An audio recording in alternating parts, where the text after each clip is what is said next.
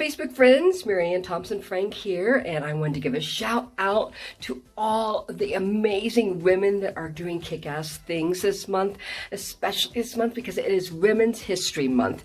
And I want to challenge you to not just think of it as a time where we honor all the amazing women on whose shoulders we stand up, and the men who opened a lot of doors, as well as those that helped us take a hammer to the glass ceiling of whatever industry you're in.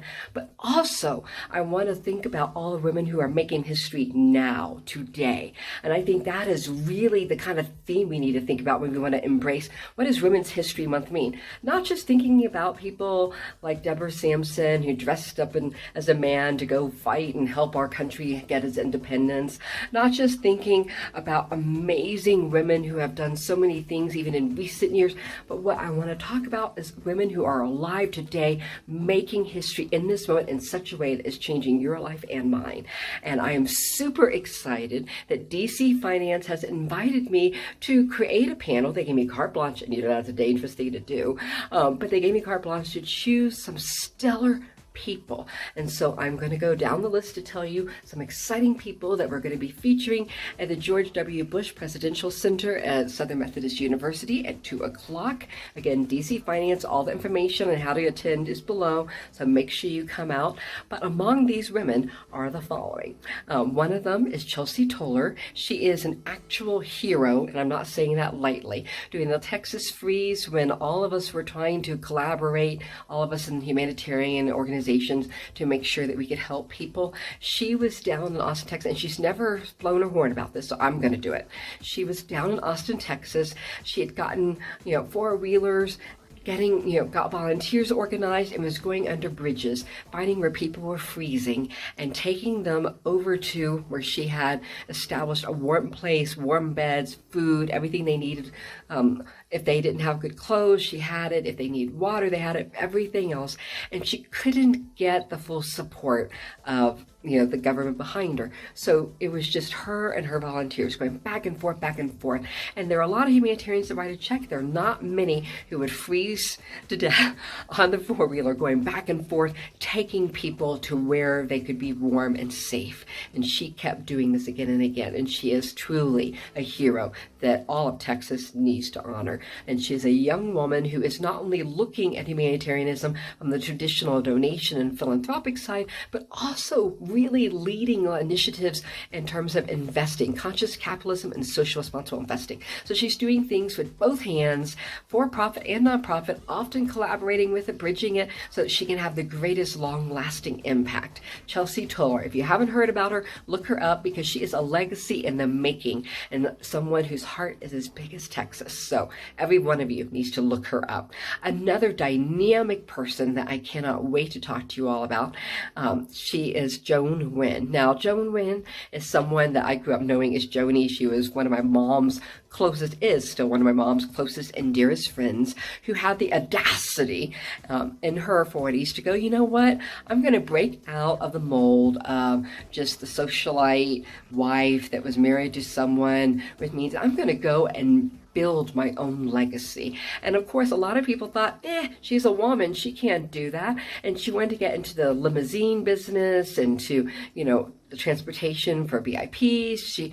She built Wynne Sedan and Limousine Company, and she did a brilliant job. It became one of the most successful companies. It spanned across the United States. She has been incredible in terms of making it grow, and she recently sold it, then battled breast cancer and came back stronger than ever and is looking at what she's going to do with her life now. But she's looking at it from a position of not just being able to conquer cancer, but also being able to look at what she has proven and the kind of woman that she chose to be, to not just rest on her laurels, but to build her own legacy and say, I can be an entrepreneur. I can be a lot more than you think I can be.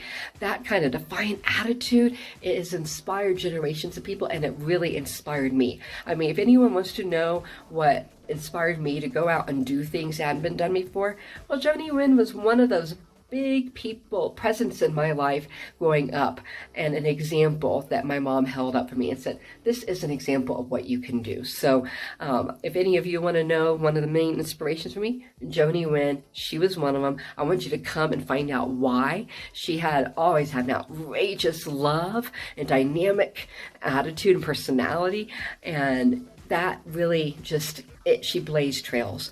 And another person that I want to introduce you to, she is Tania Arrayales Rodriguez. She is an incredible woman who, just like Joan Wynne, did everything people said that a woman could not do. She ended up, she was born in a small village in Mexico where women were supposed to basically become moms as teenagers. She decided she didn't want to do that. She got a scholarship for running fast on track.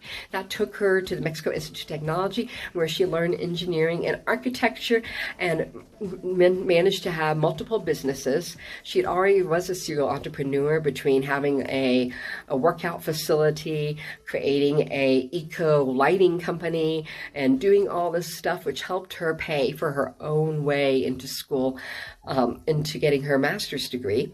And then she got another master's degree when she got a scholarship to the McCombs Business School at the University of Texas, where she is now an advisor. She has created her own wealth, multimillionaire, created a project down in the Yucatan where she is now recognized as the leading green architect in the Yucatan by the Mexican government, as well as recognized as the leading female green architect in the country.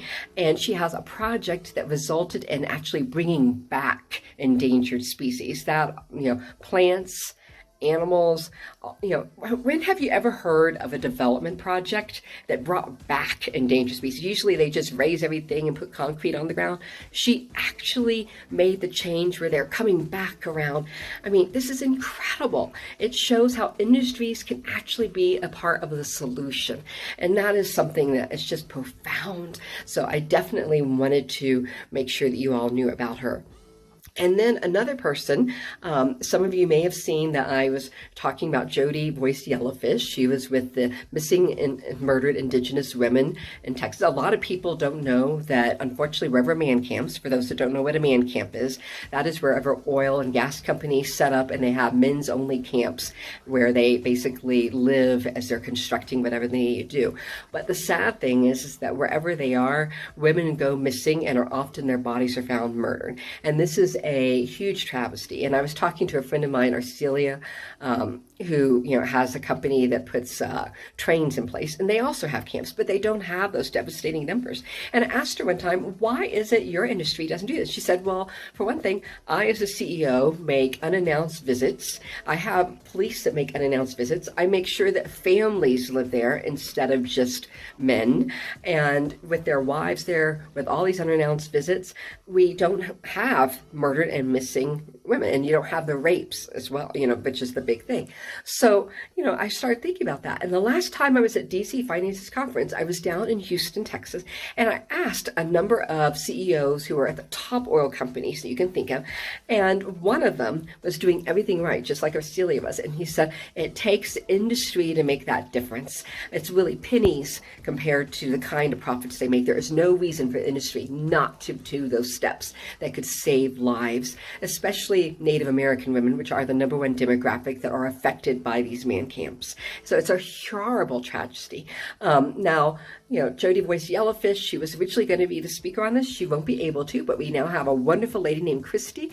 She is coming in. She is from the Cherokee Nation, and she is a survivor of this kind of thing. So she is going to be present and talking to us also about how an industry can become part of the solution and do things right so we can reduce those numbers. So we're going to have trailblazers, and we're going to have advocates, and we're going to have women who are all making a major difference and bashing apart those glass ceilings and building legacies that make a difference in this world. So I cannot wait for you to come out and hear. We're going to, again, Chelsea Toler, who saved lives from the Texas freeze down to Austin. Again, it's going to be, Christy, who is a survivor, and talk about the strength to survive that kind of thing, and is now advocating for other, murdered and missing Indigenous women and trying to fight to change the industry to save and prevent those kind of lives from being taken. And you have someone, just like Joan Wynne, who said, why can I not do this thing? Why can I not make a huge legacy and become a self-made multi-millionaires, and CEO, and enter into an industry that was originally men's only? Why can I not do that? And she did it. And you have someone like Tania Arrayales Rodriguez, who is doing both the same kind of thing, entering industries that were once men only, but also just like Chelsea Toler, making that kind of difference in the world. So I am super excited. If I could not think of a better lineup when we talk about, honoring Women's History Month than a lineup of women who are making history here and now. So I hope you come out. Again, it's going to be at the George Bush Presidential Center at SMU as part of DC Finance, and it's going to be happening in Dallas on the 22nd of March at 2 o'clock is when our panel is going to go on. So please come out. I cannot wait to share these amazing women with you, and I know you're going to be inspired to see how you can make history in your own life.